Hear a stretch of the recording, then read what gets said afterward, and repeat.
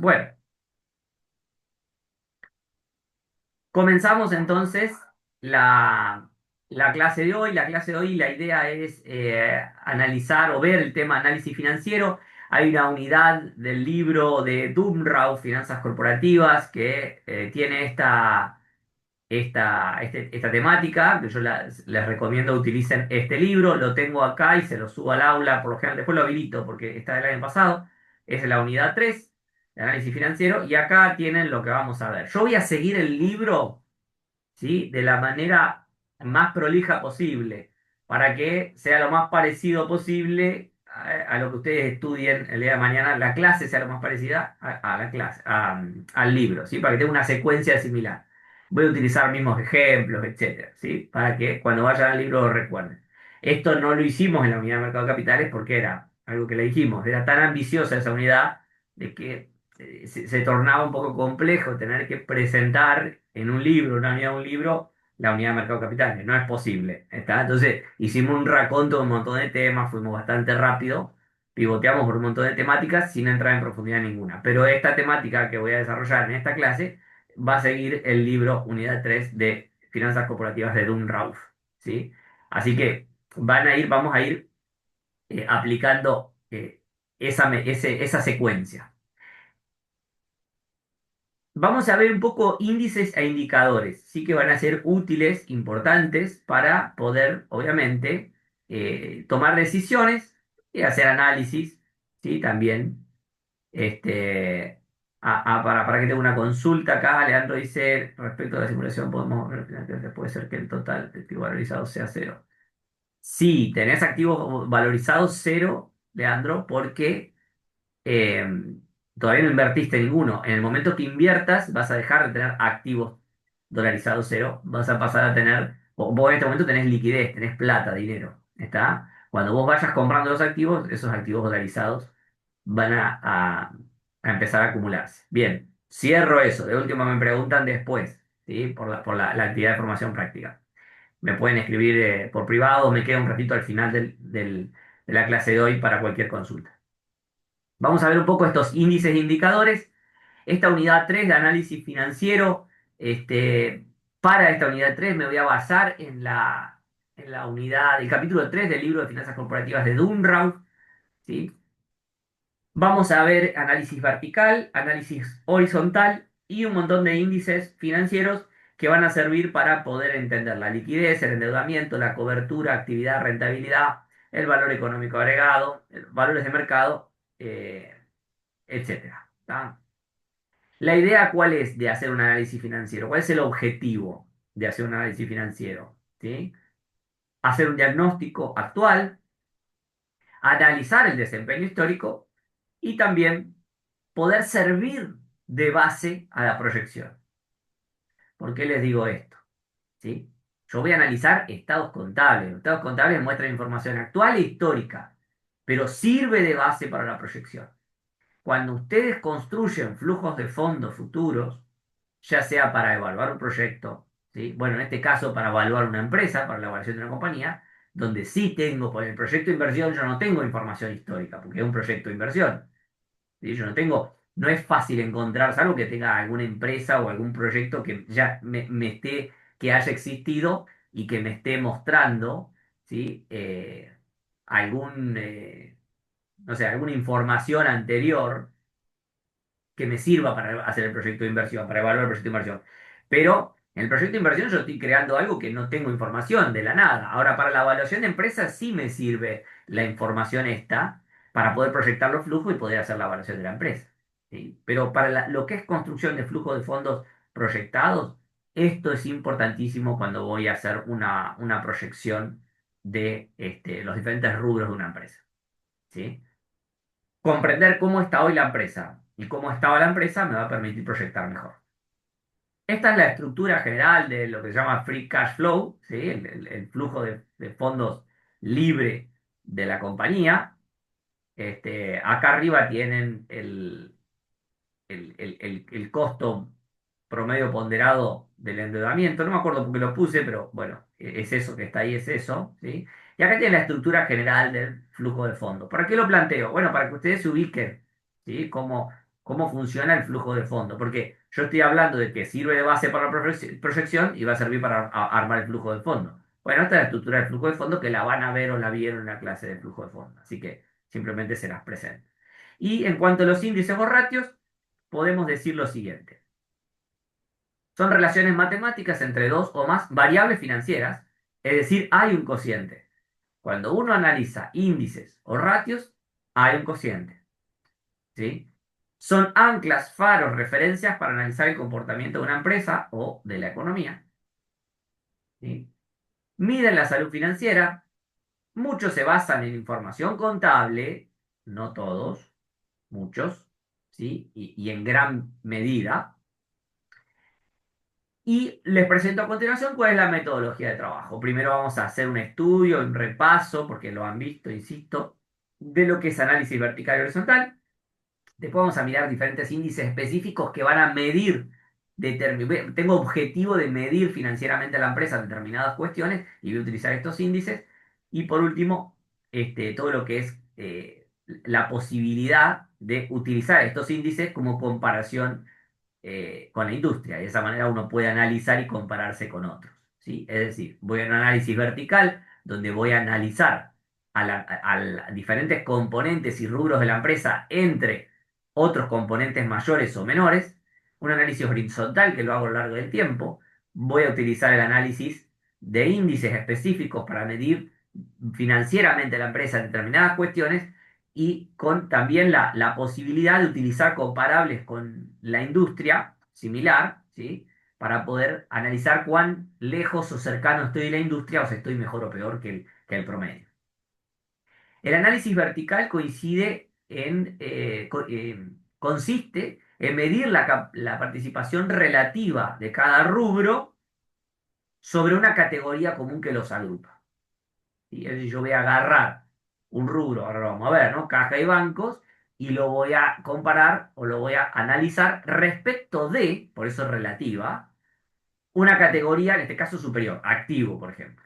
¿Sí? Entonces, supónganse que acá tengo este extracto de un balance, esto es de Telecom, está en el libro de Dunrauf, este ejemplo, y acá tienen el rubro caja y banco en el año 2010 y en el 2011, inversiones transitorias en 2010, 2011, y fíjense que acá hay una participación relativa de cada rubro sobre el total del activo, sobre el total del activo, ¿sí? Fíjense que caja y bancos es 119 millones y acá activos totales 11, 11.964 millones, y eso cuando yo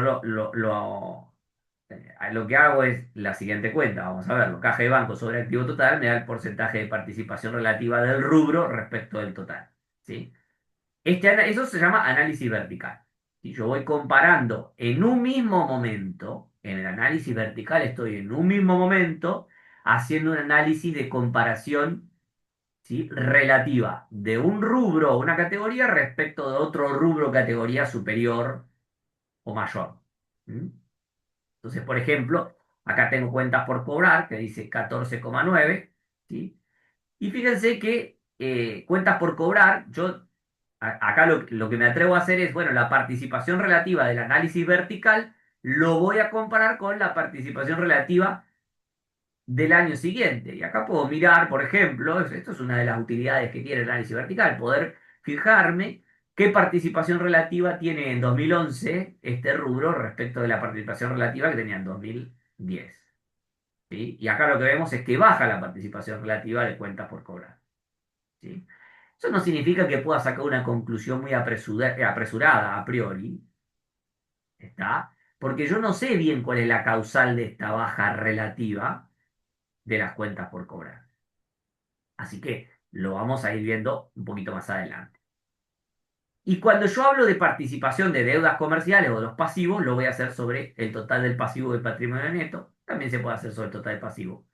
Pero para ser justo, si acá estoy analizando rubro caja y banco sobre el activo total, acá tendré que analizar los rubros o partidas del pasivo sobre patrimonio neto más pasivo, para comprender el tamaño relativo.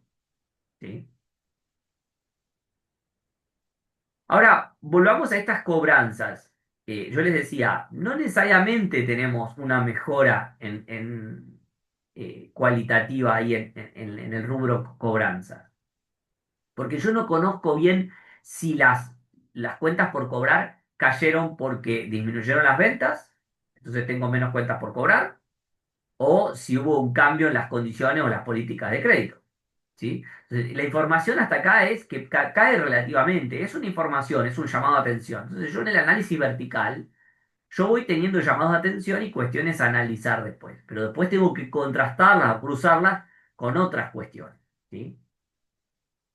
Entonces, ¿para qué me sirve esto? Para analizar cuál es el financiamiento principal de la empresa, si es capital propio o en este caso es capital propio, aunque bastante repartido. Fíjense que patrimonio neto participa en un 52% sobre el total.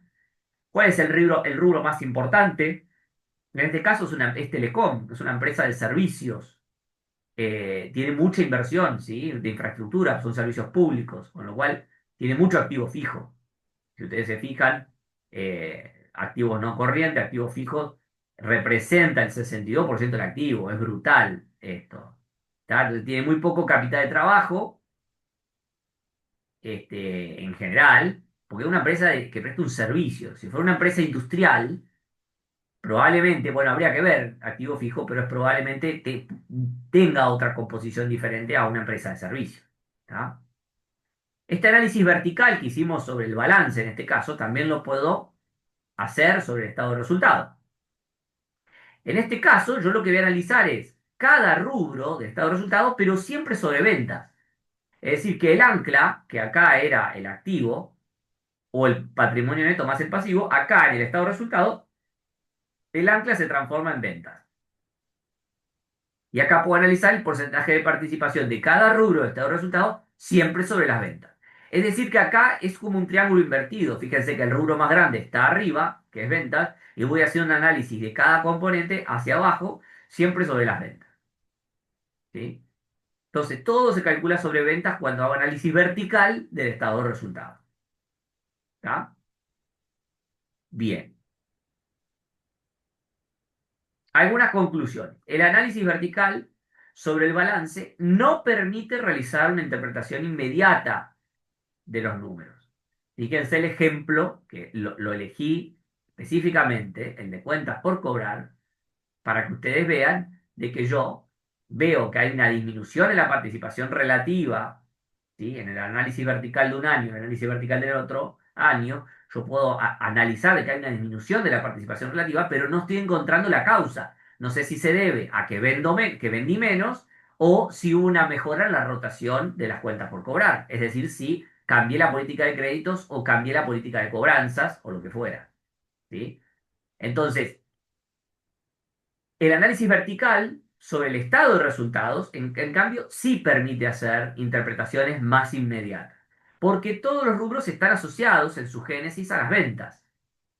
¿Sí? En cambio, vuelvo, cuentas por cobrar, la evolución de cuentas por cobrar no está directamente asociado a las ventas solamente, sino que también ese rubro va a estar afectado por la política o la gestión de las cuentas por cobrar, no solamente por la cantidad de ventas. ¿Se entiende? Ahora, cuando voy al estado de resultado, todo está calculado sobre las ventas y eso permite sacar conclusiones más inmediatas. ¿Se entendió hasta acá? Yo creo que lo han visto. No sé, recuérdenme si contabilidad 3, contabilidad 4, pero han visto algo de estos ratios. Excelente.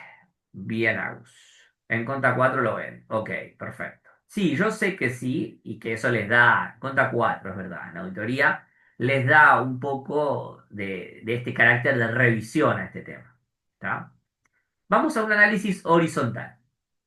Busca establecer tendencias para los rubros del balance y estado de resultados. eh, ¿qué implica establecer tendencias? Bueno, analizar el comportamiento histórico a lo largo del tiempo para los diferentes rubros. Eso es lo que va a ser fundamental para poder comprender cómo o servir de cimientos para una proyección, ¿no? Siempre debo elegir un año base para analizar la evolución temporal del rubro. también se puede analizar interperiódicamente, obviamente, de un año a otro, o 2011 respecto a 2010, 2012 respecto a 2010, 2013 respecto a 2010. ¿Sí? Entonces, yo puedo elegir cómo hacer ese análisis. Entonces, por ejemplo, si tengo ventas de 2010, 14.679 millones, y las ventas en 2011 son 18.525 millones, yo acá tengo una variación del rubro ventas, ¿sí? Que fue del 26,2%. Ahora, ahora, hay que hacer una aclaración acá. Esta variación de las ventas no está contemplando el efecto real, ¿sí? Porque no estoy analizando la inflación. Entonces, esta es la variación nominal. Sería más justo, ¿sí? Si utilizamos un valor ajustado por inflación para poder hacer más comparable los diferentes eventos. Entonces, habría que homogeneizar valores para poder sacar conclusiones acá en el análisis horizontal. ¿Sí? Recuerden que el análisis horizontal tiene o está en gran medida afectado por el componente inflacionario. En nuestro país mucho más, y lo ha estado mucho más hace un par de años atrás, ¿sí? Si bien la inflación disminuye y disminuyó muchísimo, igual sigue siendo considerable cuando uno la mira respecto de otros países del mundo, y no estoy hablando de Estados Unidos, Europa, y Japón, estoy hablando de países vecinos, estoy hablando de Chile, Brasil, Uruguay, Paraguay, que tienen inflaciones entre el 2 y 6% anual, ¿sí? Así que importantísimo siempre hacer esta homogenización para poder analizar si realmente las ventas crecieron por un componente monetario o por un componente físico. ¿Sí? Entonces, lo que debo hacer es reexpresar los valores de los rubros elegidos en términos de poder adquisitivo del año base. Entonces, si la inflación, por ejemplo, de INDEC en 2011 fue 14%, las ventas en 2011 fueron, perdón, de 2011 expresados en moneda de 2010, ¿sí? Lo que hago es una actualización y me da 16.250. Entonces la variación en moneda homogénea es del 10,7%. Entonces acá puedo hacer un análisis en moneda homogénea que es mucho más justo. ¿Esto para qué me sirve? Para poder analizar, por ejemplo, el rubro venta, ¿no? Pues yo tengo P por Q cuando vendo, que es precio por cantidad. Ahora, el P contiene el proceso inflacionario. ¿Sí? Si yo quiero analizar si la empresa creció o no creció, debería analizar la evolución de la cantidad de clientes o la cantidad de ventas medido en cantidades. ¿Sí? ¿Cuántas unidades más se vendieron? Eso me está indicando el crecimiento de una empresa, que es que uno podría llegar a hacer en el análisis horizontal.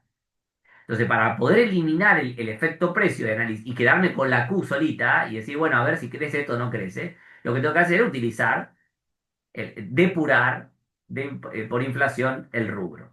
¿Sí? Esto permite analizar el crecimiento real del negocio y esto permite después sacar conclusiones respecto de la madurez del mercado y estrategias corporativas inadecuadas o adecuadas, ¿sí? Al caso. Pero siempre el análisis horizontal, tengan en cuenta eso y sobre todo en países como el nuestro, donde es muy influyente. ¿Sí? Ojo, por más que tengas una inflación del 2% anual, también tenés que depurar el componente inflacionario porque, sí, 2% o cercano. ¿Por qué? Y porque hay empresas que ya son maduras, ¿sí? Una empresa madura, por ejemplo, no tiene ambición de crecimiento en el Q. Si uno va a administración, ¿sí? Lo que veíamos en la administración general, esta es la famosa vaca lechera, ¿sí? La empresa madura, o que está en un mercado maduro, es decir, que no tiene una capacidad de expansión muy grande, va a tener una variación del Q muy pequeña. Entonces, depuremos y analicemos, porque por ahí un aumento del 0,5% en Q interanual es un montón para una empresa madura. ¿Sí? Entonces, siempre hay que ser muy justos en estos análisis. Bien, ahora miremos el análisis horizontal, el balance, por ejemplo, cuentas por cobrar. Entonces, yo tengo cuentas por cobrar en diciembre de 2010, 1.783 millones. Cuentas por cobrar en diciembre de 2011, 2.095 millones. Eso está en el cuadrito inicial que vimos al principio, que lo tienen en la unidad del libro. Acá lo que vemos es que tenemos un crecimiento, ¿sí? Real del 10,7%. eh, no, perdón, de las ventas, ¿sí? Las ventas reales aumentaron un 10,7% y las cuentas por cobrar aumentaron un 3,1%.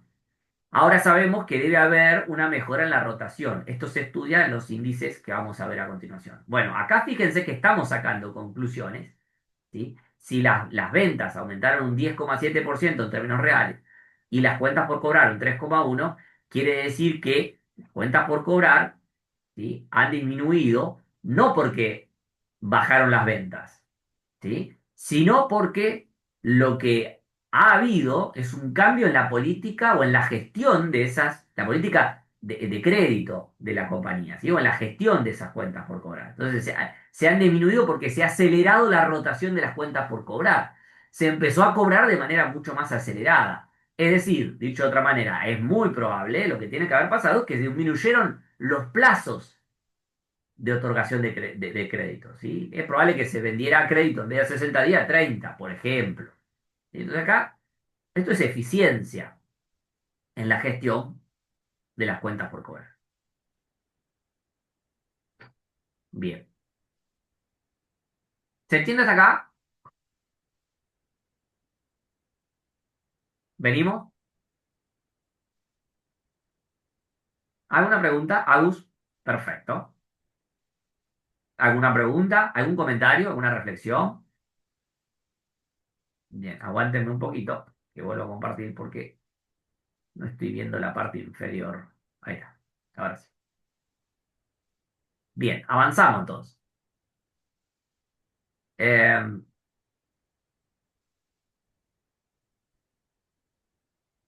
a ver, Pedro, ¿estás ahí? Pedro, ¿estás Sí, ahí? profe, ¿me escucha bien? Pedro, ¿cómo te agarré? Bien, listo. Gracias, Pedro. Bien. Venimos bien. Seguimos. Este, bien, Maca, gracias. Entonces, índices financieros. ¿Quiénes son los principales usuarios de los índices financieros? También, por supuesto, el análisis vertical y horizontal, ¿no? Pero más precisamente para los índices financieros, acá tenemos analistas de riesgo, ¿sí? O la gerencia. Es decir, tenemos dos grandes usuarios que utilizan este tipo de información. Quienes analizan el riesgo de la compañía, pero que son externos, ¿para qué? Y muy probablemente para prestarle plata. Por ejemplo, bancos, o el mercado, o calificadoras de riesgo. ¿Mm? O la gerencia para poder tomar decisiones, para saber si el rumbo de la empresa es el correcto, si hay desviaciones, si hay ineficiencias, ¿sí? Para poder medir. Vos cambiaste la política de crédito, redujiste de 60 a 30 días las cobranzas, ¿sí? Bueno, y efectivamente, ¿eso generó una mejora en la empresa o aumentó la incobrabilidad, por ejemplo? En la misma proporción que disminuyeron los créditos. ¿Está? Entonces, habría que ver acá cómo, cómo esto se va configurando porque me va dando información respecto de la eficiencia de la empresa. Entonces, la gerencia también hace uso de indicadores. Y esto es para gestión, ¿sí? Entonces, tengo una perspectiva de uso externo y una perspectiva de uso interno, ¿sí? Acá, por ejemplo, el analista de riesgo estudia, por lo general, la posibilidad de cumplimiento de deuda, mientras que la gerencia estudia el desempeño económico y financiero, ¿sí? Mide la eficiencia de su gestión o la efectividad también, por supuesto. Entonces, decíamos que los índices financieros indican una relación. ¿Una relación de qué? En el caso de los índices de liquidez, una relación entre activos con pasivos. Es decir, siempre que esté analizando índices de liquidez, voy a estar analizando activos con pasivos. ¿Tá? Cuando yo analizo índices de rentabilidad, siempre estoy analizando un resultado respecto al capital. ¿Qué capital? Bueno, patrimonio neto, capital invertido. Y los índices de actividad, una rotación respecto de las ventas. ¿Una rotación qué es? ¿Cuántas veces pasa o sucede en un periodo de tiempo algo? ¿Respecto de qué? De las ventas. Eso es un índice de actividad. Estas son las reglas generales de los índices, ¿sí? Y un índice de mercado, bueno, un valor de mercado con un balance. O sea, relaciona el valor de mercado con resultado o balance. ¿Sí? Con resultados, balance, es decir, con información contable. Vamos a los índices de liquidez. Los índices de liquidez miden la capacidad de hacer frente a deudas de corto plazo. Es decir, no estoy analizando la estructura de capital. Esa es otra cosa, otro tema, porque eso es largo plazo. Yo acá la estructura de capital de la empresa, ¿sí? Acá lo que estoy analizando es el corto plazo. ¿Qué capacidad tiene la empresa de hacer frente a las obligaciones que van a vencer en el corto plazo? Ahí estoy trabajando la liquidez. ¿Qué es corto plazo? Según la contabilidad, todo aquello que venza dentro de los siguientes 12 meses respecto a la fecha de cierre, próximo cierre de balance. ¿Sí? Liquidez corriente, activo corriente sobre pasivo corriente. Este es el principal indicador de liquidez. Es bastante eh, poco preciso, digamos. No tiene mucha robustez porque peca de falta de detalles, ¿sí? Entonces, es un índice dinámico, puede cambiar muy rápido. Si se inmovilizan inventarios y cuentas por cobrar, puede evidenciar un índice distorsionado. Vamos a suponer que tenés activo corriente, pero entraste en una fase de incobrabilidad muy grande porque la economía recesiona y no estás cobrando de tus clientes. Vos tenés deuda a cobrar, perdón, cuentas por cobrar, pero no tenés te está empeorando la cobrabilidad de esas cuentas. Entonces, este ratio se mantendría constante. Sin embargo, vos tenés un deterioro en la capacidad líquida de corto plazo. ¿Sí? Entonces, eso es algo que o no estás vendiendo, vos te estás midiendo inventarios acá dentro del activo corriente. ¿Sí? Tenés inventario. Y tenés mucho inventario. El tema es que no vendés. O sea, hoy, por ejemplo, hoy tenés concesionarias de autos, tenés un montón de industria que está haciendo acumulación de stocks. Entonces, vos mirás el activo corriente y crece. Vos decís, mirá, la liquidez de corto plazo de esta empresa no para de mejorar.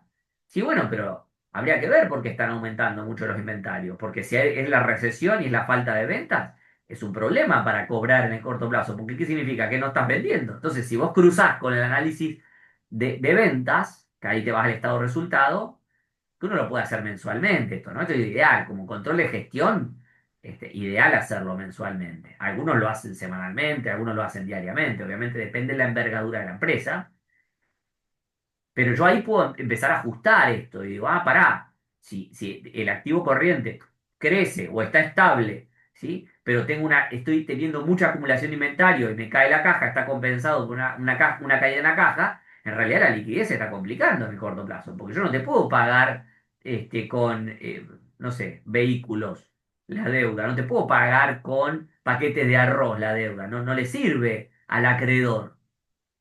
¿Se entiende? Entonces, pará, no, ajustámelo un poco más. Bueno, ahí vamos a ver hacia dónde vamos, ¿sí? Porque hay que hacerse esta pregunta: ¿qué tan líquidos son esos activos corrientes? ¿Qué tan rápido cobra sus cuentas por cobrar? ¿Qué pasivos tiene la compañía? ¿Con qué periodicidad debe pagar? ¿Qué liquidez corriente se observa en la competencia? ¿Sí? Entonces, acá vamos a ajustar un poco la liquidez corriente y miren el siguiente ejemplo. Liquidez corriente. Supónganse que yo tengo 100 de activo corriente, 80 de pasivo corriente. Esto me da un índice de liquidez de 1,25. Hago la cuenta acá y me da 1,25.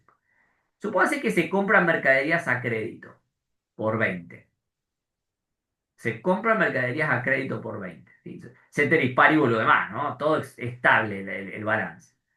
¿Qué sucede acá con este ratio? ¿Qué debería pasar?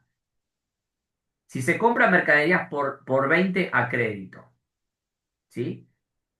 ¿Qué se modifica?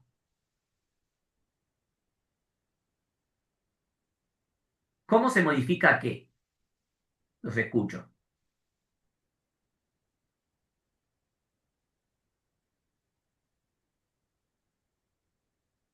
¿Qué pasa con el activo corriente si compro mercaderías por 20? ¿qué pasa con el activo corriente? Aumenta en 20, dice Agustina. Correcto. Y el pasivo aumenta en 20. Claro. El ratio queda constante, dice Aileen. Chan, Aileen, quédate ahí. Está bueno lo que dijiste, está bueno lo que dijiste porque voy a demostrarte de que no. Se compra mercaderías por 20 y lo estoy pagando a crédito, por lo tanto me aumenta el pasivo corriente, ¿se entiende?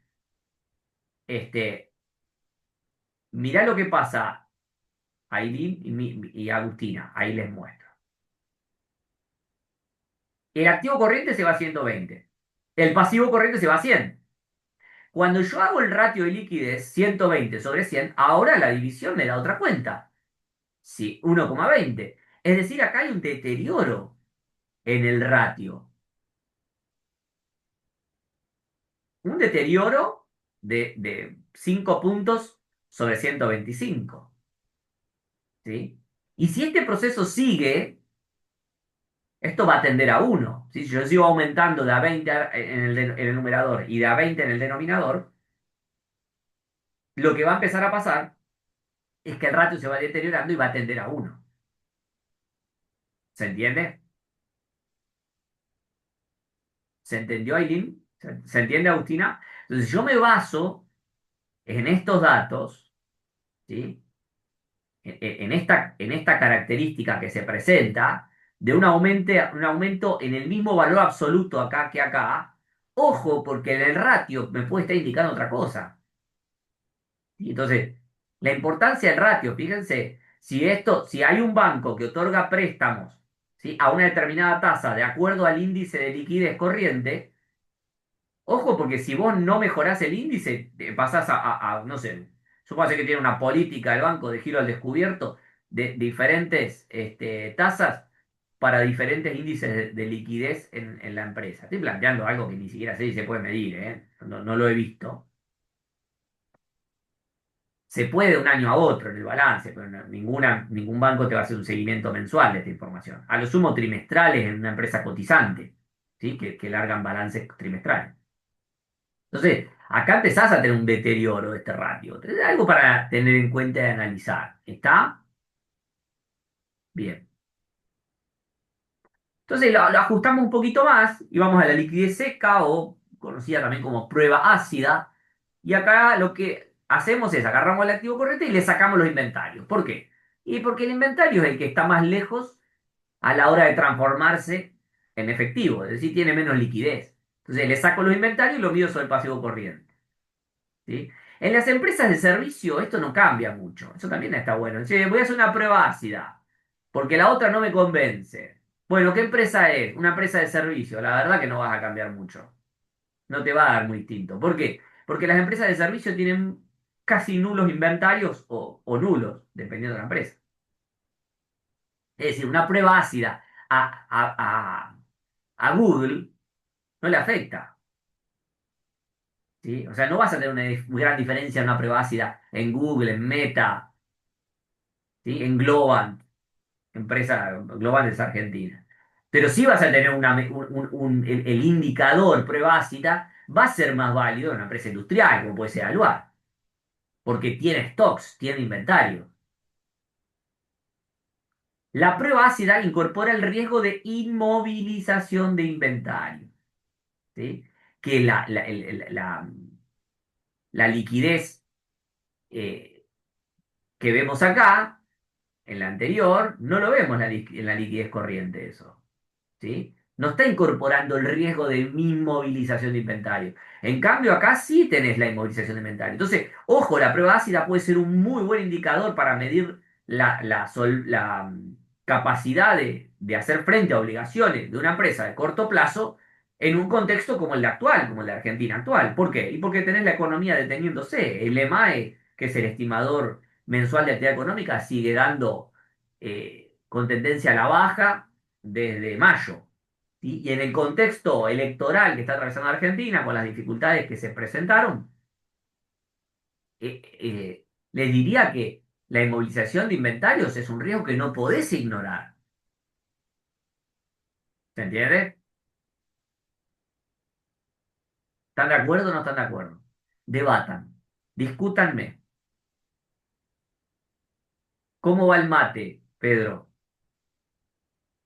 Bien, profe, me preguntaba si este es como un ajuste que se le hace al primer Sí, índice que veíamos general, ¿no? sí, totalmente. Es eso, Pedro, es ajustarlo, hacerlo un poquito más exigente. ¿Tá? Es simple, yo entiendo que ustedes lo entienden, ¿sí? Y que lo vieron. Por ahí lo que yo les agrego es un poco de mi experiencia analizando estas cuestiones. Yo esto lo hago, ¿eh?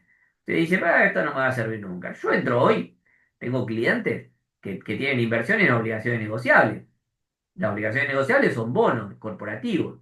Entonces, si vos querés recomendar un bono a un determinado cliente, y yo le pego una chusmeada a los balances y me fijo históricamente cómo vienen, pienso un poco la proyección del rubro en el que están, si están afectados o no por los vaivenes macroeconómicos locales o internacionales, porque si una empresa exportadora, miro un poco la proyección de cómo está el mundo, a dónde exporta esa empresa y cómo está la actividad económica en esos países de destino. ¿Sí? Pero si es una empresa orientada al consumo interno, por ejemplo, Habana. Habana es una empresa orientada al consumo interno. Entonces, si yo voy a comprar un bono corporativo de Habana, suponiendo que exista, ni sé si hay algo dando vuelta por ahí, porque hay bastante, y yo le voy a pegar una chusmeada a estas cuestiones. Y ¿saben qué? Si es una empresa como Habana, voy a mirar el tema inventarios y lo voy a ajustar el índice. No voy a hacer liquidez corriente simplemente. Vamos a ajustarlo un poquito, vamos a ponerle prueba ácida. ¿Está? Bien. Bueno, Leandro, ¿cómo venimos? Cintia, tengo dos Agustinas. Espero que vengan bien las dos. Anaí, está Camila también. Bien.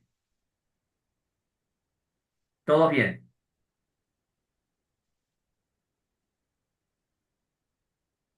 Bueno, Agus.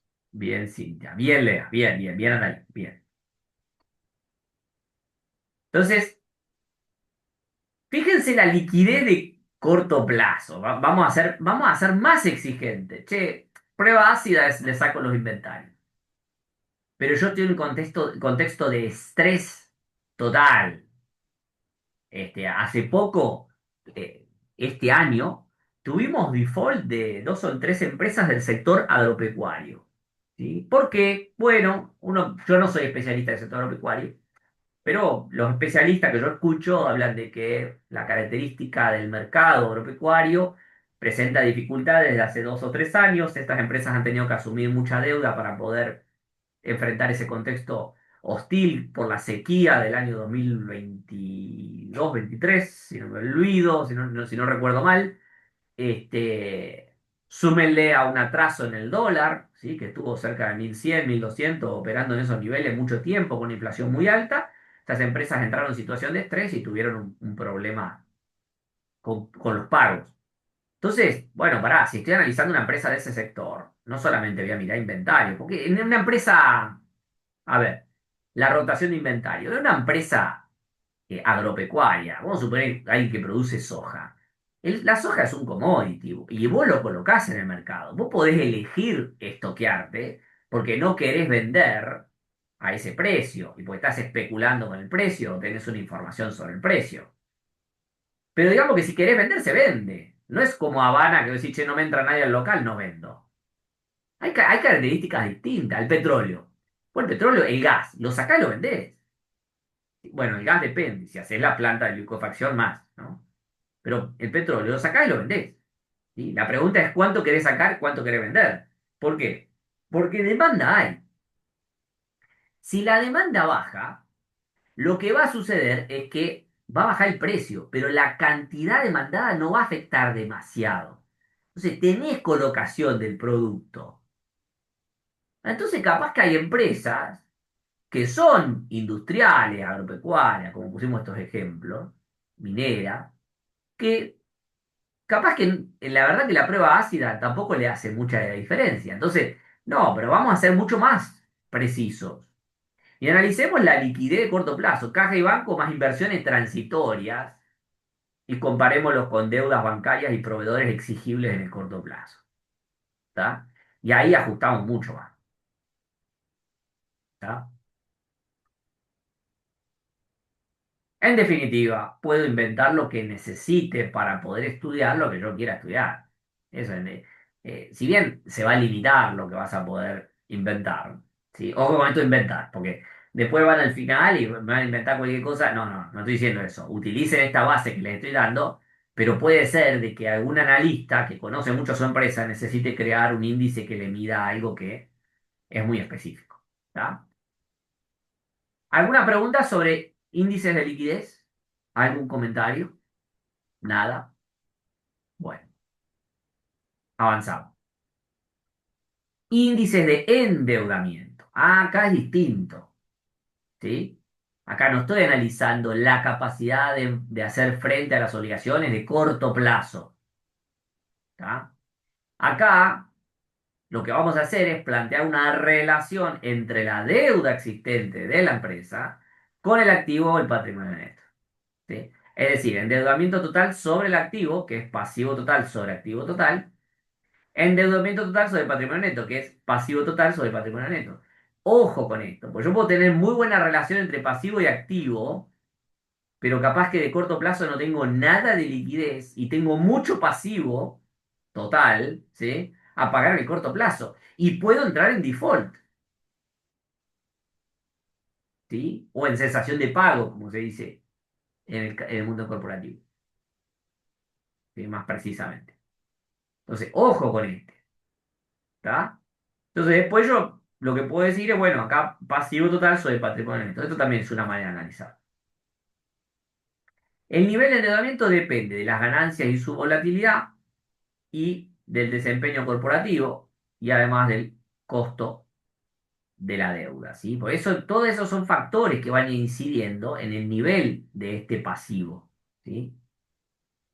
El endeudamiento puede ser alto o bajo dependiendo de las ganancias que tenga la empresa y la volatilidad que tenga esa empresa, el desempeño operativo y el costo de esa deuda. O sea, vos podés tener un endeudamiento bajo, pero un costo altísimo de la deuda. O podés tener una deuda alta, pero un costo bajísimo. Si me voy a países, macroeconómicamente hablando, Argentina tiene una deuda, vamos a ponerle, relativamente baja, con un costo altísimo de la deuda. Y Japón tiene una deuda enorme, con un costo bajísimo de la deuda. ¿Quién está en peor situación? Créanme que Argentina. ¿Está?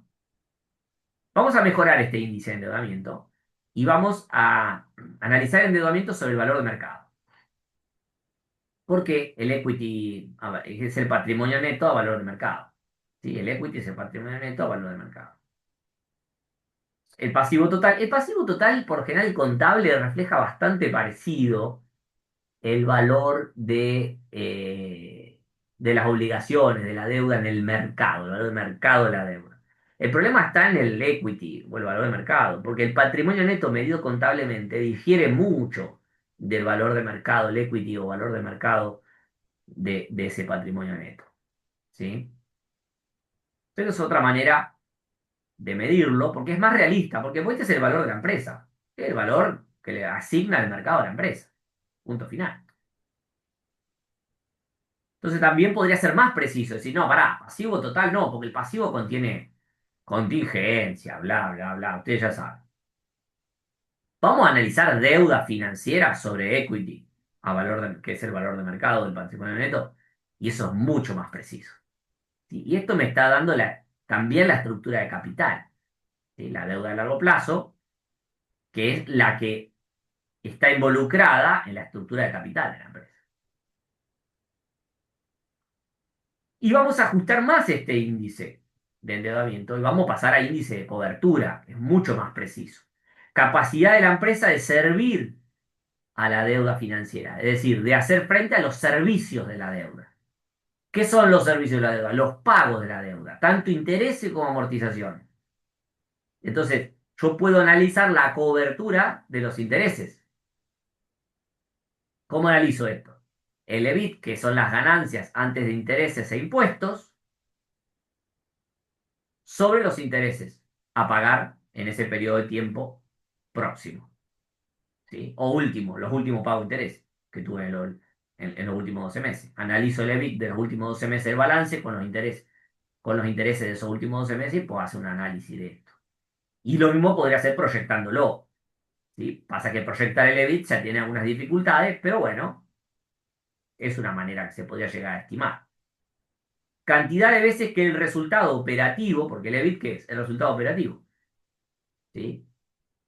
Le saco los intereses y le saco los impuestos y tengo el resultado, lo más cercano al resultado operativo. La cantidad de veces que el resultado operativo alcanza a cubrir los intereses. Ese EBIT es el resultado que generan los activos y los intereses es el resultado que genera la deuda financiera. ¿Está?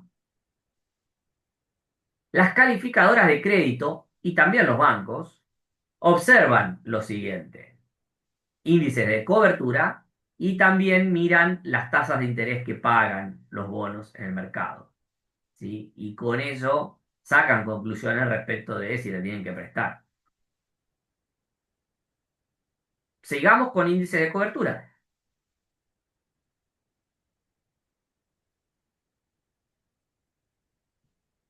Esperen, ahí está. Decíamos que es la capacidad de la empresa de servir a la deuda financiera. Entonces, la cobertura de intereses es, acá lo estoy ajustando más. Fíjense, ¿qué hice? Ya no es EBIT, es EBITDA. Es decir, ganancias antes de intereses, impuestos y depreciaciones y amortizaciones. APA. ¿Sí? Acá es diferente. ¿Por qué? Y porque las depreciaciones y amortizaciones no son erogaciones de dinero. Entonces, este EBITDA es mayor que el EBIT. Es mayor. ¿Por qué? Porque el EBIT acá tiene restado las depreciaciones y amortizaciones. En cambio, el EBITDA no. Entonces, al no tener restado, este se hace más grande. Y ahora lo hago sobre intereses. Ah, este es mucho más cercano al flujo de fondos operativo. Esto es más cercano al flujo de fondos operativo.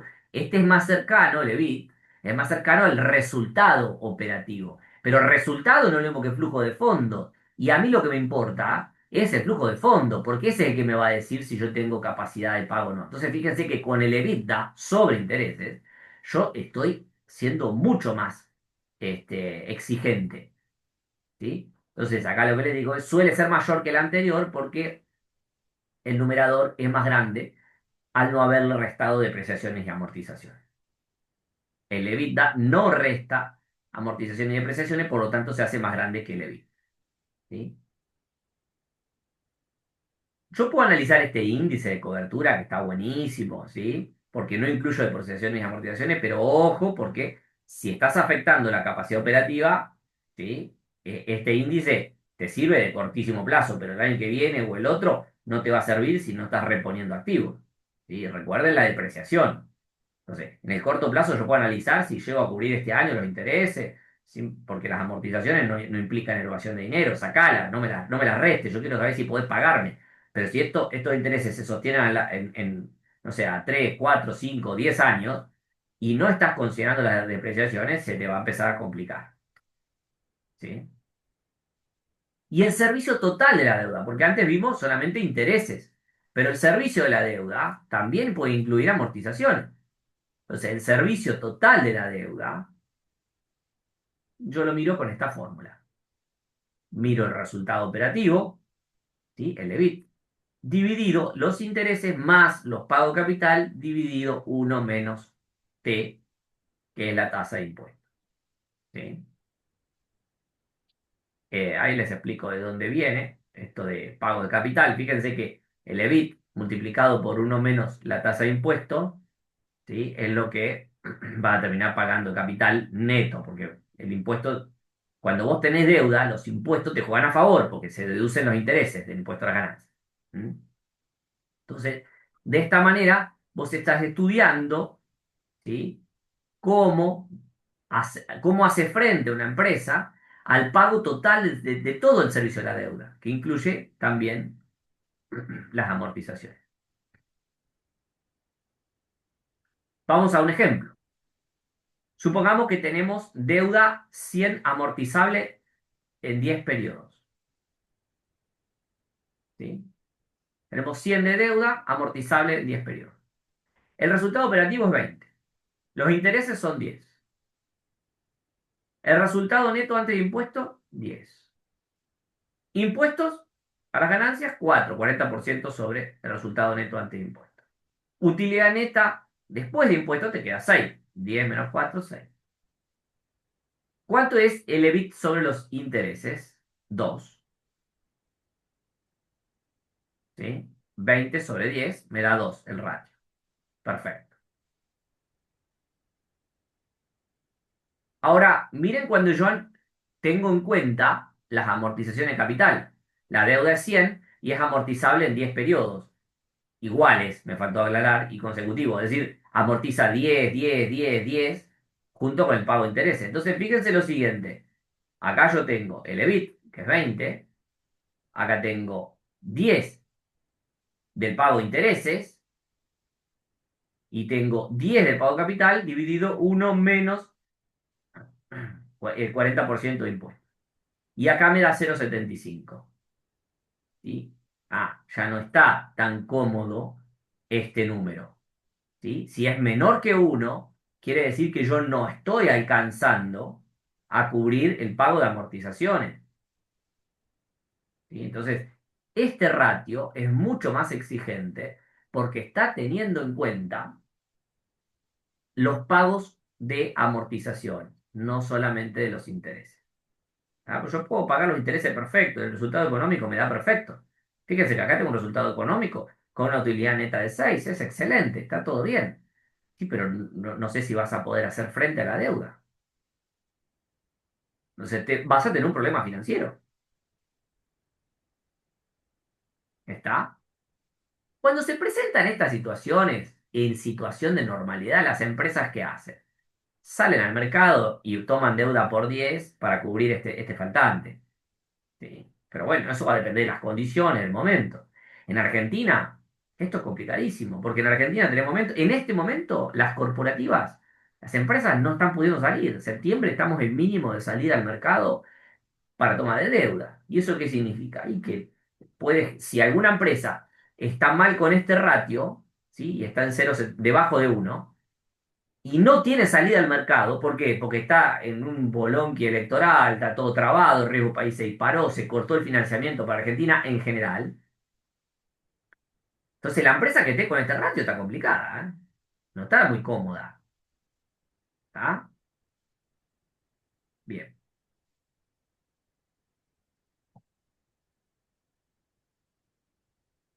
Y vamos a los índices de actividad. En los índices de actividad, lo que hacemos es medir la eficiencia en la utilización de activos y pasivos. Entonces aparecen las rotaciones. Rotación de cuentas por cobrar. ¿Cuántas veces entran las cuentas por cobrar en las ventas de un año? ¿Sí? Entonces, ahí te va a decir la cantidad de veces que derrota en el año el stock de deudores por venta. Volvamos al ejemplo del libro. Tengo ventas por 18.525 millones y cuentas por cobrar, en 2011 era esto, ¿sí? Y cuentas por cobrar por 2.095 millones de pesos. El ratio me da 8,84. ¿Qué significa? Que giran 8,84 veces en el año. Si vos agarrás un año de 365 días, lo dividís por 8,84 veces, te da que eh, cada 41,3 días se cobra. En promedio, cada cuenta. ¿Sí?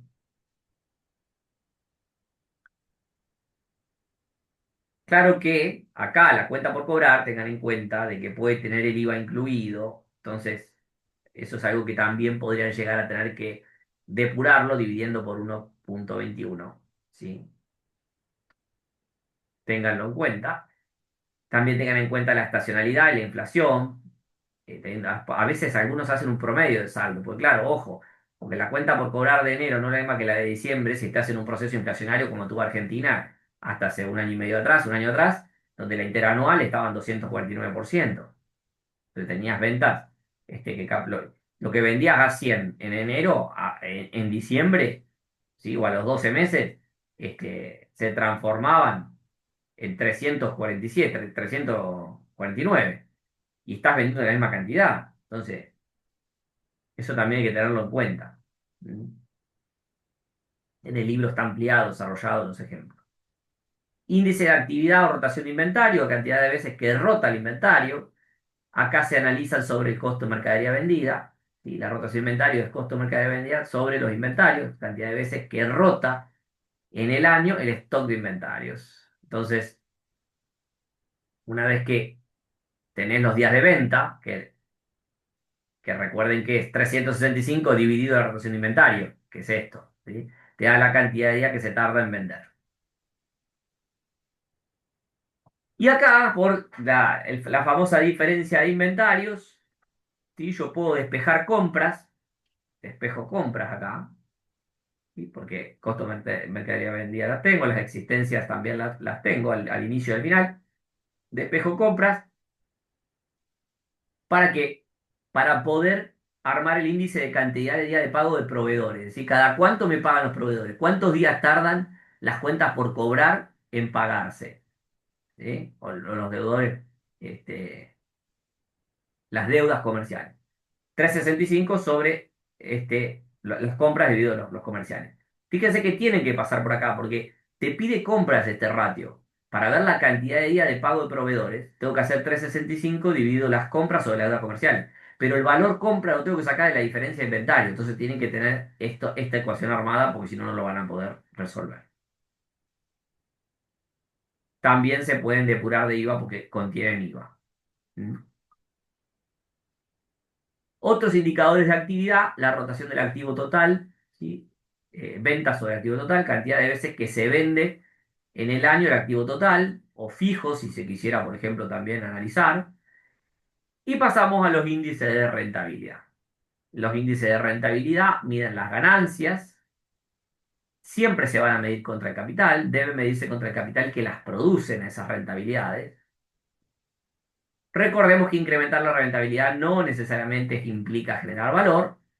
Y así aparecen ratios como el ROA, Return on Assets, retorno sobre activos, que es el EBIT sobre el activo total. ¿Por qué el EBIT? Porque es el renglón, ¿sí?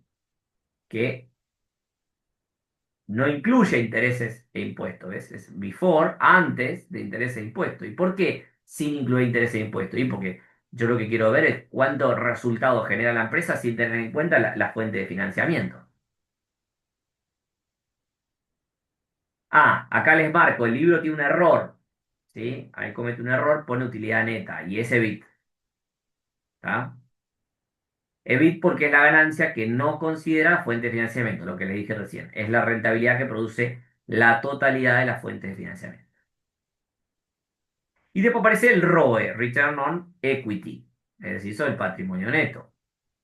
Acá sí utilizo utilidad neta, porque es la ganancia que considera la fuente de financiamiento. La utilidad neta le resta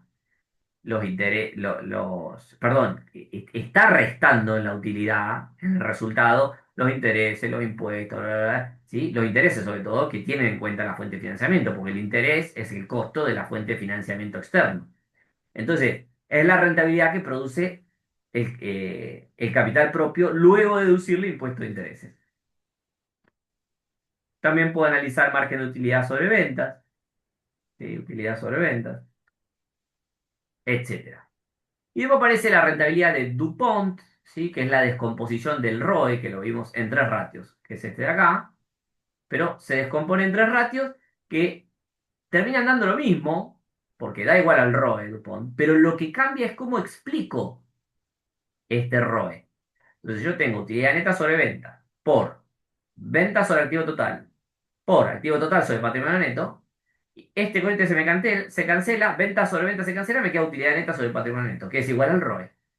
Pero cuando yo lo expreso de esta manera, yo puedo desarmarlo y puedo interpretar las diferentes componentes del ROE. ¿Mm? Después aparece el índice de rentabilidad como el ROIC o retorno sobre el capital invertido. Acá agarro el EBIT, lo multiplico por uno menos T, porque hay que quitarle a este bit el efecto de los intereses, el efecto positivo que genera, perdón, negativo que generan los intereses. ¿Y qué se considera capital invertido? Todo esto que está acá, el libro lo describe bien, ¿sí? Capital de trabajo, activo fijo, intangible. otros activos operativos netos de otros pasivos operativos. Bien. Después hay otros ratios o índices, como por ejemplo el valor de mercado agregado, ¿sí? BMA, que es el equity a valor de mercado, si el patrimonio neto a valor de mercado, menos el patrimonio neto. ¿Y ahí qué es lo que estoy midiendo? Bueno, a ver el mercado, ¿cuánto dice que vale esta empresa? 100. Y el patrimonio neto, que es el valor contable, 80. Ah, o sea que el mercado le está agregando valor a lo contable. Entonces yo puedo analizar esto. ¿Sí? De hecho, no coinciden casi nunca el patrimonio neto con el valor de mercado de la empresa. Ganancia por acción, utilidad neta sobre la cantidad de acciones en circulación. ¿Sí? Puedo sacar la ganancia por acción, es otra manera también de saberlo. Dividend yield o el dividendo por acción sobre el precio de la acción. Es decir, cuánto paga de dividendo de acuerdo al precio que tiene en el mercado la acción. Esto para empresas cotizantes, porque estamos hablando de precio de la acción, a que tiene que ver una empresa que cotice. Si no cotiza la empresa, el precio de la acción va a tener que hacer un proceso de evaluación, ya es otra historia. Y lo que se llama payout, el ratio de payout, que es dividendo sobre utilidad neta. Es decir, de la utilidad neta, ¿cuánto se distribuye? ¿Cuánto paga esta empresa? ¿Es pagadora o reinvierte casi todo y no distribuye nada? Payout, pago hacia afuera sería, ¿no? Esto también se mira mucho. Las empresas que tienen alto payout son empresas maduras por lo general. Son empresas que no tienen, que no, ¿por qué empresas maduras? Y porque la empresa madura no necesita reinvertir capital porque el mercado ya no se expande como antes. El payout, por ejemplo, de Tesla es bajísimo. ¿Por qué? Porque Tesla, lo poco que gana, si es que gana algo, que ya está ganando igual, años atrás no ganaba nada, pero lo poco que gana no lo distribuye entre los accionistas. ¿Qué es lo que hace? Lo reinvierte y sigue desarrollando tecnología, sigue avanzando. ¿Por qué? Porque es un mercado en expansión, es una empresa que está en desarrollo, es una empresa en crecimiento. No es Coca-Cola que ya maduró y distribuye dividendos, o Walmart. ¿Ya está? Y después tengo índice de valor al mercado o múltiplos, como por ejemplo el price to earnings, que es precio sobre ganancias, que es el precio sobre la utilidad neta de la acción, por acción. ¿Sí? La utilidad neta por acción. Y eso me está indicando, este ratio es un muy buen medidor, no sé si muy, pero bueno, o uno de los tantos que se utilizan para analizar si hay sobrevaluación en el precio de la compañía o no. ¿Sí? Porque si el precio, que es el valor que le va poniendo el mercado a la acción, sube mucho respecto de la utilidad neta por acción, puede ser de que estemos entrando en una zona de burbuja. Las empresas tecnológicas, ¿ustedes qué piensan? Las empresas tecnológicas, en alto desarrollo tecnológico, voy a poner ejemplos. Google, Meta, Tesla, Nvidia, Intel, entre otras, ¿tienen alto precio sobre ganancias o bajo ratio precio sobre ganancias? ¿Ustedes qué piensan? ¿Y por qué? Voy de vuelta con la pregunta. Una empresa tecnológica, como puede ser Google, Meta, Tesla, ¿sí? No me acuerdo cuál más dije, Nvidia, Intel, AMD, empresas tecnológicas, ¿tienen un alto ratio price to earning o un bajo ratio PE? ¿Qué piensan? ¿Qué debería suceder y por qué?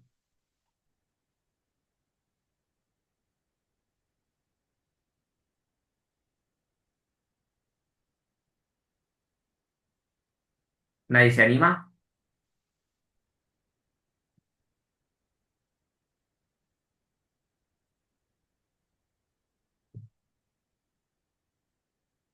¿Se me cayó internet o estoy? Dígame si están por lo menos. Hola,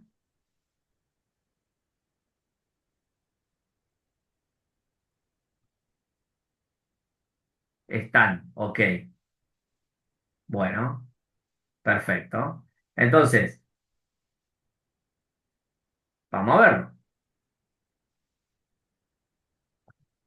Voy a agarrar una empresa. Esperen. Voy a agarrar una empresa tecnológica y voy a agarrar una empresa no tecnológica, industrial. ¿Cuál agarramos de tecnológica? ¿Qué se le ocurre? ¿Alguna que se les ocurra? ¿Quieren que veamos una en especial? ¿Alguna en especial? Meta, dicen ahí. Tesla, excelente. Me gustan las dos. Vamos a mirar las dos. Vamos a mirar. Meta.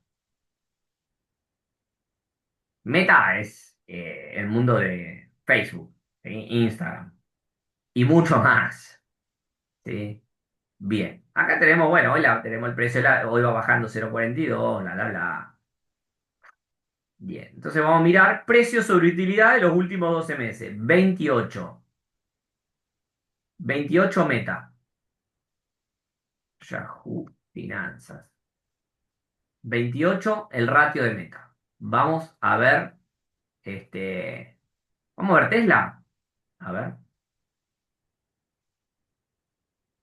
Tesla, que parece una empresa que uno le, "Uy, qué lejos que está, yo cuánto". No, no, chicos, a ver. Que Argentina esté menos desarrollado que los subdesarrollados es una historia aparte. ¿Ah?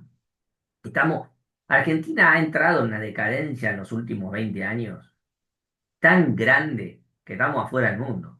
Pero te cruzás, no te digo a cualquier país vecino, pero en Europa hoy ya los Tesla están dando vueltas como si fueran un Gold Trend acá por, ¿sí? De hecho, está entre los 10 autos más vendidos del mundo. Hay un modelo, ¿sí? No marca, estoy hablando de autos. Hay un modelo Tesla específicamente que es uno de los autos más vendidos del mundo. Entonces, no es que está tan lejano, ¿eh? Miren el ratio de Tesla, ¿lo ven?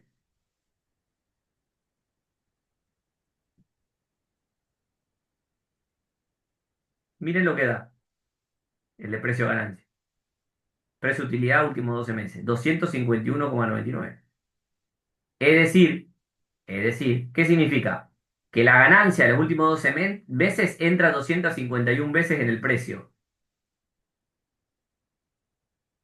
Bueno, si estás pagando algo, un precio tal que es 251 veces más que la ganancia que dio el ejercicio pasado, te digo que como inversión, ya te digo que suena feo. Ahora, ¿por qué la gente paga un precio por Tesla que es 259, casi 252 veces más grande? ¿Por qué se imaginan?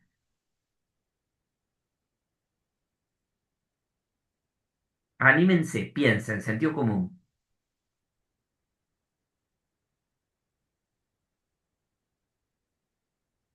¿Por qué el mercado paga este precio, 425 dólares por acción, ¿sí? Que es 251 veces más que el resultado por acción? El resultado por acción debe ser más o menos 2, para redondear, poco menos de 2 por acción. ¿Por qué creen que el mercado pagaría eso? ¿Qué debería haber implícitamente ahí?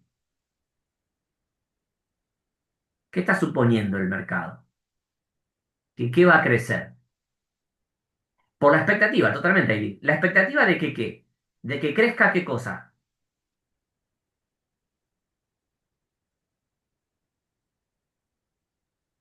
¿Qué es lo que debería crecer? ¿Qué es lo que genera expectativa? La utilidad neta. ¿Está?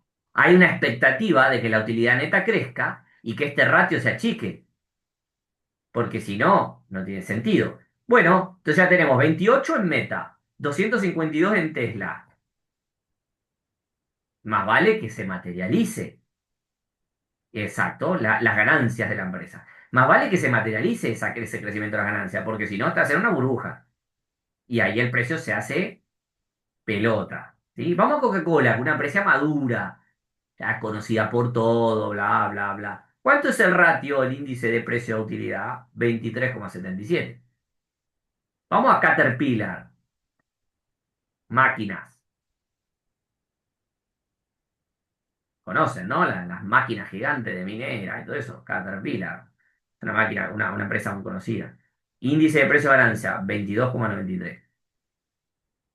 ¿Está? Bueno, acá tenemos, a ver, Johnson y Johnson. Johnson y Johnson, empresa de salud, laboratorio, 18,99. ¿Está? Empresas más maduras, con menos crecimiento, menos potencialidad de crecimiento. Sí, miremos Nvidia, totalmente, Lea.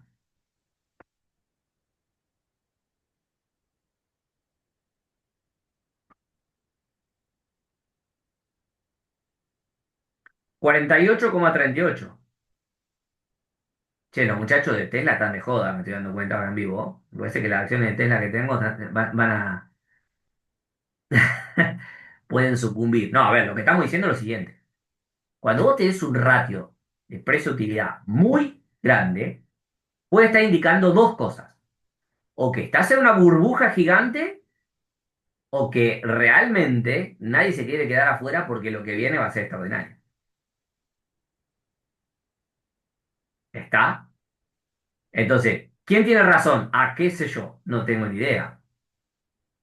Pero es un indicador que muestra, o sea, si sale mal algo para Nvidia, va a ser menos trágico que si sale mal algo para Tesla. Tesla tiene mucho más cargado un precio. ¿Está? Pero este indicador sí puede servir, a ver, es como pasó con Oracle hace poco que superó las expectativas de utilidad y el precio aumentó muchísimo, ¿no? Claro, claro. Si yo pudiera mirar el price to earning histórico de Oracle, por ejemplo, a ver si lo vamos a buscar acá.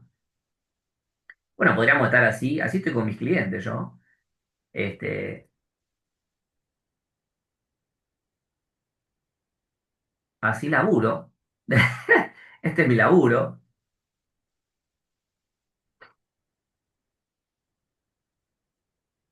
Bueno, acá abajo tienen, acá abajo está ¿lo ven abajo? El que está acá, donde estoy con la flechita, está el price to earning, ¿ven? ¿Qué pasa acá con Oracle? Viene bajando el price to earning. Es decir, la gente empezó a pagar menos en relación a las ganancias históricas que trae la empresa. De repente mostró unos resultados increíbles y el precio se fue al diablo. Entonces, de un price to earning razonable, razonable, habría que ver el histórico. Miren el histórico del price to earning. Está por encima de la media.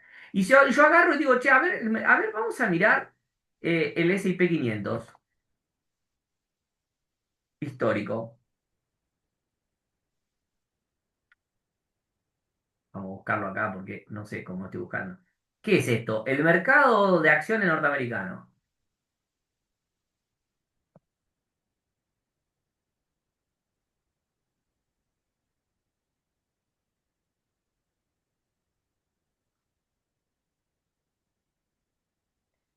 ¿Qué estamos mirando? Bueno, ¿qué es lo que vamos a querer mirar? Pero no sé si es lo que vamos a encontrar. Che, ¿el mercado norteamericano está sobrevaluado o subvaluado? Es una pregunta muy difícil de contestar mirando un ratio, porque si todos miráramos un ratio y contestáramos con ese ratio, entonces todos sabríamos qué hacer. No es tan simple. ¿Está? Esto es el price to earnings de el S&P 500, las 500 empresas más grandes de Estados Unidos, donde las que más ponderan son las tecnológicas, las Big Seven, estas, las siete magníficas, Magnificent Seven. Entonces hoy vemos un ratio que está más o menos por acá, 27,54. ¿Está alto? Está por encima de la media, da la sensación. Si uno se para acá y vamos hacia la izquierda, encontramos pocos momentos en donde este ratio estuvo tan alto. Pero también acá, a partir de acá, vemos como, vamos a ponerle a partir, sobre todo, acá tenés en los años 90 tenés la crisis del 2008 acá que pega un pico, ¿por qué?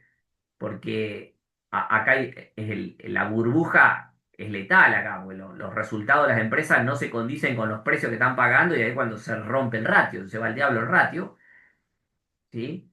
Y hoy estamos por acá.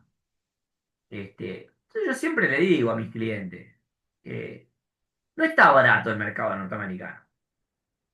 ¿Está en una burbuja entonces, Fede? ¿Está por caer? No, tampoco, no lo sé decir. Tampoco te puedo decir que está en una burbuja, pero no está barato. Eso sí lo sé. No está barato. ¿Tá? No está barato. No significa que esté caro necesariamente. Sabemos que no está barato. Porque está por encima de su media. Eh, bueno, nada. Ya flasheamos un montón con esto, con este ratio. Vamos a seguir porque si no, no es la hora y vamos a estar, podemos estar toda la tarde analizando esto.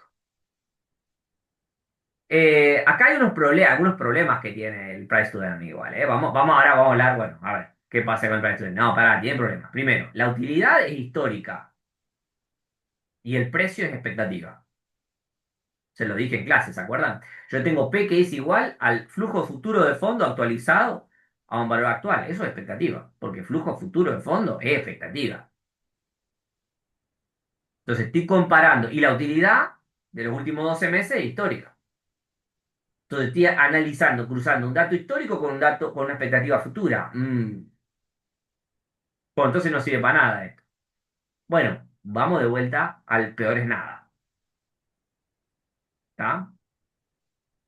Sirve para analizar sobrevaluaciones, sirve, es un elemento más. Es decir, yo miro el price to earning y digo, che, ¿está sobrevaluado, sí o no? No me doy cuenta, no alcanzo, bueno, pero está por encima de la media. Ok, bien, vamos a seguir analizando. Y ahí sigo. Puedo analizar rentabilidades, puedo analizar, hay diferentes maneras de medirlo. Yo no soy especialista en el tema, pero hay varias maneras, hay varios indicadores. He leído analistas que analizan sobrevaluación y utilizan cinco o seis mediciones diferentes. Entonces te dicen, price to earning es una. Otra es la expectativa de retorno la que extraemos de KPM, ¿sí? La expectativa de retorno de acciones por sobre las tasas de los bonos. Es decir, el equity risk premium. Esa es otra manera de medirlo, ver cómo está históricamente ese equity risk premium. Y uno puede analizar dos o tres indicadores más, y entre todos esos indicadores puedo decir, mira, a mí, entre cuatro o cinco indicadores, para estudiarme me da sobrevaluación y hay, pero los otros cuatro no. Bueno, bienvenido. Entonces quiere decir que no, no parecería, ¿sí? De que haya una burbuja, por ejemplo. Cuando los resultados son negativos, el índice no sirve. Claro, yo no puedo hacer precio dividido menos 3. No tiene sentido el ratio este. Este ratio se rompe el ratio. No tiene sentido un ratio negativo acá. Pierde la lógica. Y después, si se anticipa recesión en el precio, este, puede ser de que haya, de que el precio esté anticipando una disminución en el ciclo económico, una recesión en la economía, y que caiga anticipadamente y que la utilidad todavía no lo vea, y que después no se materialice. Con lo cual, en definitiva, el ratio tiene dificultades por esta cuestión, esto que está diciendo acá lo último está relacionado con el primer punto. Estoy analizando algo histórico con algo futuro. También hay utilidad esperada que los analistas ponen en el mercado y ponen calculan un price to earning forward looking, es decir, mirando hacia adelante 12 meses, y los analistas estiman cuál sería la ganancia para los próximos 12 meses de la empresa. Sigue siendo bola de cristal con bola de cristal, pero bueno, por lo menos estoy mezclando precio, que es bola de cristal, con utilidad, que es bola de cristal. ¿Sí? Pero hay también proyecciones de ganancia de los próximos 12 meses. Y después precio sobre valor libro, precio de la acción sobre valor libro por acción, que es un BPP. ¿Se acuerda de BPP? Un BPP. ¿Está? Y créanme, esto no significa que... Esto es un indicador más, ¿eh? Pero casi todos los precios del mercado están, en la mayoría de las empresas norteamericanas, están por encima del valor libro. O sea, también podríamos decir que hay sobrevaluación. Pero el valor contable siempre tiene dificultades, porque cuesta que represente efectivamente la realidad de la empresa. ¿Sí? Pero bueno, es un indicador más que sirve para mirar eso. Entonces yo miro el price to earning, miro el precio sobre valor libro, miro los equity risk premium, y entre todos esos tres puedo tener una noción, más algún análisis cualitativo que uno hace, interpretación, bla, bla, bla, y puedes tener algo. ¿Está? Bueno, nada, ahí les pongo algunos ejemplos. El price to EBITDA, el precio sobre el EBITDA, es un indicador que te mide, sirve para hacer evaluaciones, es un múltiplo que sirve para hacer evaluaciones de empresa. o el valor de la compañía. Enterprise Value es el valor de las obligaciones negociadas, el activo a valor de mercado sería, ¿sí? Sobre el EBITDA. Bueno, conclusiones y sugerencias a la hora de trabajar con estos ratios, vamos a terminar. Tratar de terminar ahora. Primero, hay que armar la evolución histórica de índices de las empresas. Segundo, comparar con la industria. ¿Sí? O sea, análisis vertical, análisis horizontal. Después puedo analizar el análisis vertical, lo puedo analizar a lo largo del tiempo también. Lo hemos hecho. Segundo, comparo con otros de la industria, si existieran, comparables. ¿Por qué? Y me permiten entender dónde estoy, cómo estoy parado. ¿Sí? Para pequeñas empresas, los estados contables son lejanos de la realidad, por lo general. Existe mucho retiro de los socios que van rompiendo también la información. La edad de la compañía es otra cosa a tener en cuenta que tiene que ver con la madurez para los índices. Hay que analizar el negocio antes que el balance, es decir, antes de mirar el balance en una pequeña empresa, mira el negocio, porque el balance difícilmente esté reflejando la realidad económica de una pyme regional. ¿Sí? Cuesta que esto sea así en una empresa cotizante en bolsa que tienen todas las intervenciones y auditorías y controles de CNB, etcétera, y hacen publicaciones de balances trimestrales, donde es mucho más fidedigno, donde no hay venta informal, y así todo cuesta que el balance sea representativo. Por eso digo, nunca dejen de analizar el negocio. ¿Cuál es el negocio? ¿Qué compra? ¿Qué vende? ¿Cómo compra? ¿Cómo vende? Eso es lo más importante. Y preponderancia a rubros de capital de trabajo, situación fiscal y situación financiera, este, movimiento de cuenta bancaria. Esto es lo que más le damos bola en pequeñas empresas. Porque hay información que no está dando vuelta por ahí. Y cuando digo capital de trabajo, situación fiscal sí sale, pero si capital de trabajo, ojo, que la empresa por ahí no registra todo. Por ahí él tiene un sistema que está evaluando mal los inventarios, que lo está evaluando a un valor que no es el valor que hay que evaluarlo, sí que es un precio de salida, lo está evaluando al costo, no sé. Ustedes tendrán que analizar estas cuestiones porque en las pymes aparecen un montón de cosas, ¿no? Entonces, para todo lo que es monitoreo de los índices estos, para monitorear empresas está buenísimo, pero lo más importante es que tengas una información fidedigna. Y a mí, mi experiencia me dice que en los trabajos que he hecho en empresas y en compañías locales, terminás trabajando más y ayudando y induciendo al cliente a que desarrolle sistemas de información y que cargue la información, aunque sea en un Excel, pero que la información esté, porque si no hay buena información, todos los índices, si vos le pones basura, va a escupir basura. ¿Está? Bueno, eso es todo. Voy a cortar la grabación y me quedo un ratito por si me quiere hacer alguna pregunta más.